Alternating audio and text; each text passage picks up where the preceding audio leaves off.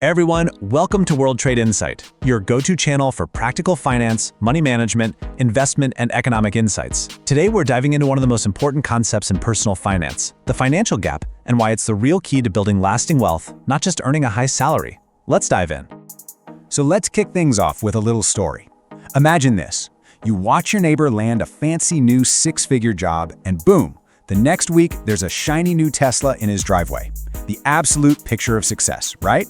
Well, fast forward just 3 months, and that same neighbor is knocking on your door, asking to borrow your lawnmower because his broke and he can't afford to get it fixed. This isn't some made-up joke. It's a perfect example of a massive financial illusion that traps millions of people. And look, that story about the Tesla owner, that's not some rare exception. It is a widespread trap, and so many of us fall for it. Why? Because we've been conditioned our whole lives to believe that a high salary is the finish line. It's the ultimate goal. But the truth is, earning more money, if you're not smart about it, is a complete scam. It can actually make you feel more trapped, not less. And you know, this isn't just a feeling I have. The data is actually pretty shocking. A report from Lending Club found that a staggering 52% of Americans earning over $100,000 a year are living paycheck to paycheck. Just let that sink in for a second. More than half of people in the top 20% of earners are stressed about money every single month. And get this, it doesn't stop there. You'd think, okay, once you hit 200 grand a year, you're in the clear, right? Nope. More than a third, 36% of those folks are also living paycheck to paycheck. So what does that tell you? It proves, without a doubt, that the problem is not the size of the paycheck. It has to be something else entirely. So, what is that something else? Well, it's a super simple concept that I want you to get absolutely obsessed with starting today. I want you to forget your salary for a minute. The only number that truly builds wealth, the only one that matters, is what we're going to call the gap. This is your personal profit margin, and it is, hands down, the single most important metric in your entire financial life. So let's define it. It's really, really simple. The financial gap is just the space between your income, what comes in, and your expenses, what goes out. Think of your life like a business. Your income is your revenue. Your expenses are your costs. That money left over at the end of the month, that's your profit. That is your gap, and it's the only raw material you have for building actual wealth. And this simple comparison just lays it all bare. It shows you exactly why focusing on income alone is such a lie. On the left, you've got someone pulling in 200 grand a year. Awesome, right? But they're spending 200 grand. Their gap? A big fat zero. They aren't getting wealthier, they're just churning money. Now look to the right, someone earning a modest $50,000 a year, but they only spend $40,000. Their gap is $10,000 a year. So who's actually building wealth here? It's not even a contest, is it? Okay, so if the gap is so important, why doesn't everybody have a massive one? Well, there's a reason. Your gap has a natural, very powerful enemy that's working against us all the time. It's this silent force that ensures most people stay on that financial treadmill forever. And that enemy has a name, it's Parkinson's Law, but applied to your money. You've probably heard the original law, that work expands to fill the time available for its completion. Well, for personal finance, it means your expenses will always rise to meet your income. It's like financial gravity. Unless you intentionally fight against it, it will pull your gap down to zero every single time. And this is exactly what it looks like in the real world. You get a raise? Awesome. Now we can afford that nicer apartment. That big promotion comes through? Well, I guess it's time to lease a new car. And just like that, as your income bar grows taller, the spending bar magically grows right alongside it, squeezing that precious gap down to almost nothing. And let's just be brutally honest about this. When you have a high income, but a tiny little gap, you are not wealthy. You're just a high-volume processor of money. You're an efficient middleman, moving cash from your employer to your landlord to the car dealership to restaurants. It's just financial churn. And believe me, it is a recipe for stress, not freedom.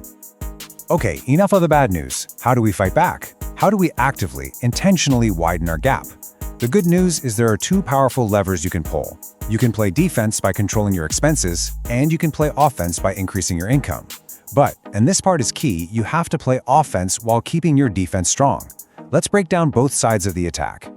First up, let's talk defense. And I am not going to sit here and tell you to stop buying lattes. That is not the problem. The real damage, the stuff that's truly sinking people's budgets, comes from what I call the big three: housing, transportation, and food. These aren't small leaks in your budget. They are gaping holes that can sink a financial ship. So this is where your energy has to be focused. For housing, you make one powerful decision. As your income grows, your housing cost stays put. That one move alone is a complete game changer. For transportation, the math on new cars is just brutal. Keep your vehicle for 10 years or more instead of trading it in every 3. You will instantly add hundreds of dollars back into your monthly gap. And with food, that convenience tax is high. Just shifting from eating out 4 nights a week down to 2 can put thousands back in your pocket every year. These 3 decisions will do more for your wealth than 1,000 saved lattes ever could. Now, defense is important, but offense is where you can truly change the game. This is the strategy that separates the financially successful from, well, everyone else. I call it the invisible raise strategy, and it is absurdly effective if you have the discipline to actually do it. Here's how it works. It's super simple. When you get a raise, a bonus, any kind of new income, you automate 100% of that new money to go straight into your investment or savings accounts. The key is, it never even touches your checking account. You never even see it. Your day-to-day lifestyle doesn't change one bit, but your financial gap, your personal profit margin, just exploded upwards. The psychology here is what makes this so incredibly powerful. It helps you defeat what I call the reward fallacy. That's that little voice in your head that says, hey, you worked hard for that raise, you deserve a new watch. The problem isn't just the price of the watch, it's that one purchase resets your entire financial baseline. Your expectations shift.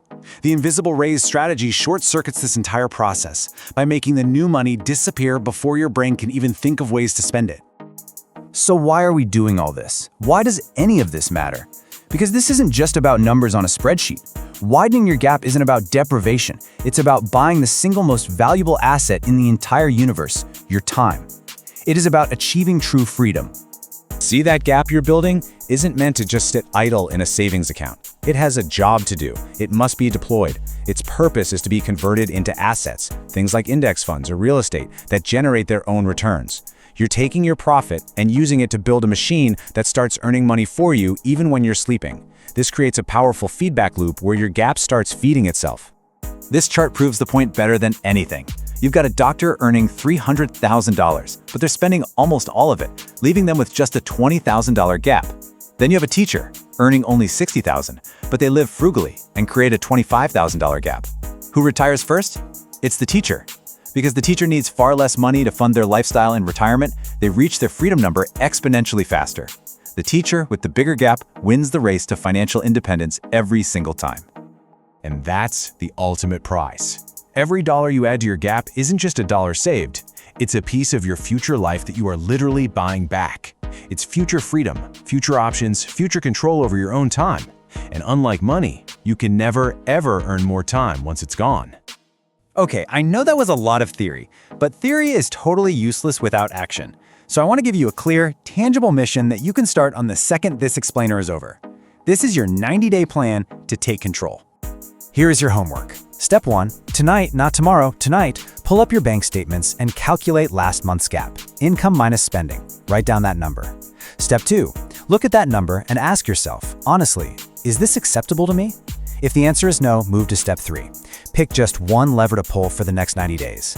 Either focus all in on earning more or all in on spending less. Don't try to do both. And finally, step 4, execute.